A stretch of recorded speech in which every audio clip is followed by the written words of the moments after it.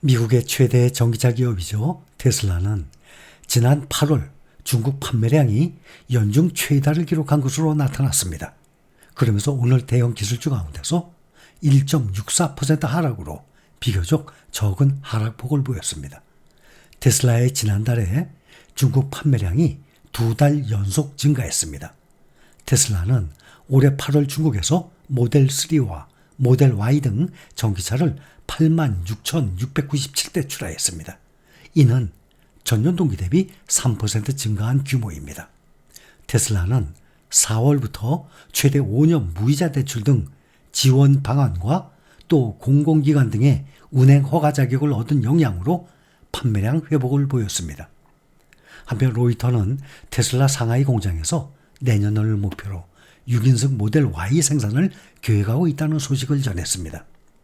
테슬라는 이에 대해서는 공식 확인은 하지 않고 있습니다.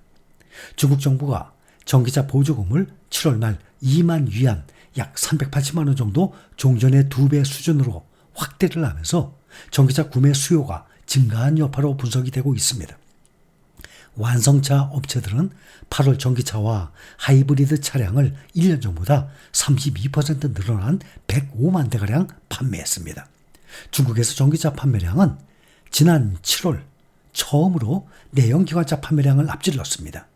정부 보조금 효과에 기인한 것으로 또다시 월간 전기차 판매량이 내연기관차를 뛰어넘을 가능성이 예상이 됩니다. 일론 머스크 테슬라 최고 경영자는 자신의 AI 스타트업 xAI와 관련한 소셜미디어 포스트에서 엔비디아의 H100 반도체 10만 개로 구성된 콜로서스 AI 훈련 인프라가 성공적으로 출범을 했다면서 조만간 H200 블랙웰 반도체로 무장한 세상에서 가장 강력한 AI 훈련 시스템을 xAI가 공개할 것이다 라고 밝혔습니다. 미국의 대형 기술주들 빅테크 대표 7개 종목에 투자한 국내 투자자들의 수익률이 엇갈린 것으로 나타났는데 미국 기술주를 대표하는 7개 종목, 이른바 매그니피스 7이죠. 이 종목들 가운데서 애플에 투자한 국내 투자자들이 수익률과 수익 투자자 비중에서 가장 앞선 것으로 조사가 됐습니다. 반면에 엔비디아와 테슬라, 또 미국 반도체 레버리지죠. 세배 레버리지 SOXL을 매수한 투자자들은 상대적으로 저조한 성과를 거뒀습니다. 인공지능 대장주인 엔비디아에 투자한 서학개미 10명 중에 3명은 손실을 본 것으로 조사가 나왔습니다. 반면에 애플과 메타를 선택한 투자자들은 99%는 수익을 냈다고 나왔습니다. 키움증권이 지난달 30일 기준 며칠 전이죠. 개인 고객 데이터를 분석한 결과예요. 매그니피센트 7 평균 매수 단가 대비 종가 수익률이 가장 높은 종목이 애플 그리고 메타였습니다. 주가가 낮았을 때부터 오랜 기간 투자해온 장기 투자자들이 많아서 수익률도 높아진 것으로 풀이가 됩니다. 이제는 다들 잘 아시다시피 매그니피센트 7 미국 기술주를 대표하죠. 7개 종목. 어떤 종목인지 잘 알고 계시죠? 다시 한번 7개 종목. 애플, 아마존, 알파벳, 마이크로소프트, 또 메타, 테슬라, 엔비디아입니다.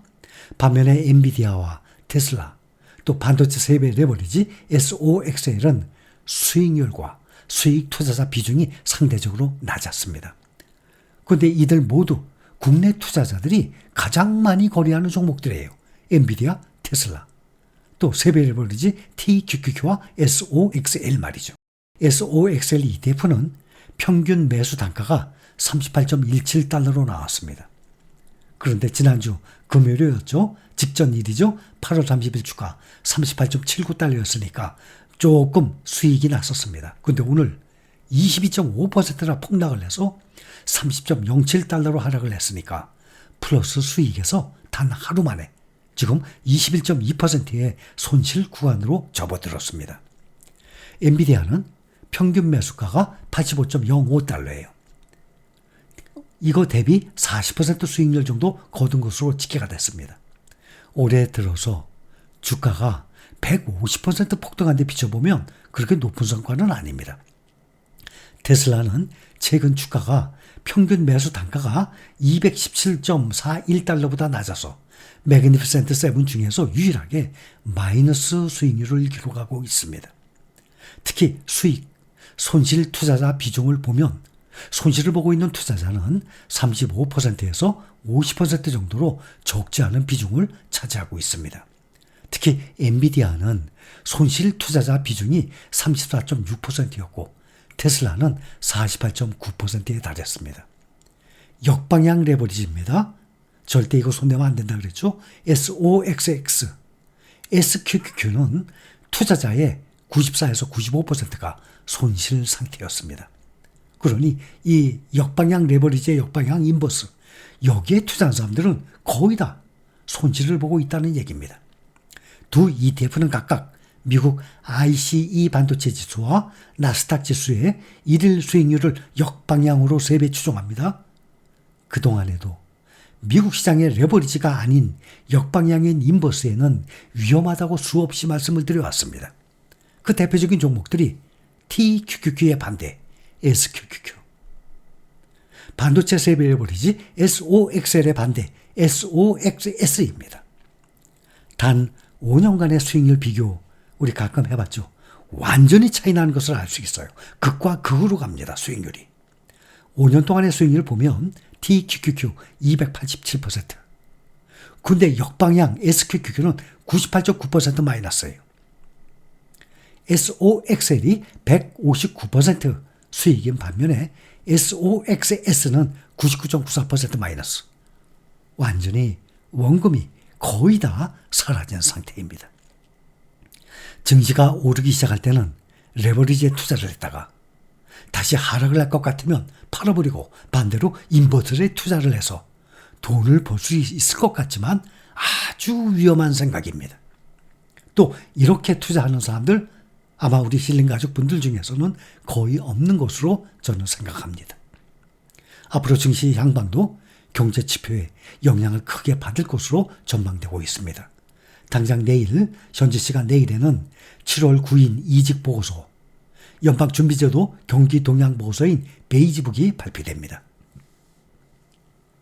또 그 다음날 5일에는 ADP의 8월 민간 고용 보고서와 주간 신규 계속 실업수당 청구 건수 공개됩니다.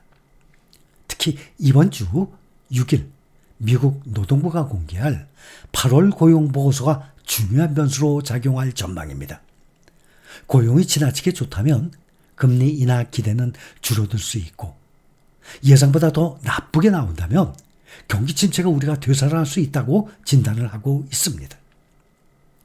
뱅크 오브 아메리카, 모건 스탠리 등이 전망하고 있는 8월 비농업 일자리 수는 약 16만 개로 지난 7월보다 5만 개 이상 높습니다.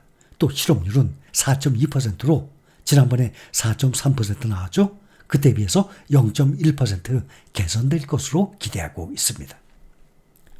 현재 연준이 9월의 금리를 0.25% 인하할 확률이 61%, 0.5% 인하할 확률은 39%로 반영됐습니다. 61대 39입니다. 미국 국채금리는 하락세를 보였습니다. 글로벌 채권금리 벤치마크 미국의 10년 만기 국채금리가 전 거래일 대비 7베이시스 포인트 내린 3.83% 많이 내려왔죠. 통화정책에 민감한 2년 만기 국채금리 4베이시스 포인트 하락한 3.88%의 거래가 되고 있습니다. 갭이 상당히 컸었죠. 2년 만기와 10년 만기 국채금리 지금 거의 비슷합니다. 3.83%, 3.88%입니다.